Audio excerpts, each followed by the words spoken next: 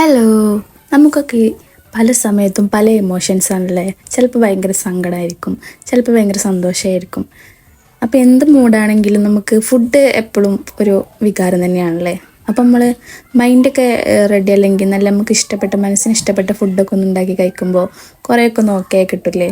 അങ്ങനെ ഒരു ക്രേവിങ്സ് ഒക്കെ തോന്നി രാത്രി പെട്ടെന്ന് ഉണ്ടാക്കിയൊരു തട്ടിക്കൂട്ട് ബിരിയാണിയാണിത്. അപ്പോൾ അങ്ങനെ ഉണ്ടാക്കുന്ന ഫുഡിന് പ്രത്യേക ഒരു ടേസ്റ്റും ആയിരിക്കില്ലേ. നമ്മൾ അത്രയും മനസ്സിൽ ഇഷ്ടപ്പെട്ട് ഉണ്ടാക്കണതല്ലേ, കഴിക്കാൻ കൊതിയായിട്ട്. അപ്പോൾ അതാ ഞാൻ ഡീറ്റെയിൽ ആയിട്ട് റെസിപ്പി ഒന്നും കാണിച്ചിട്ടില്ല, കാരണം ബിരിയാണി റെസിപ്പിയൊക്കെ ഏകദേശം എല്ലാവർക്കും അറിയുണ്ടാവും.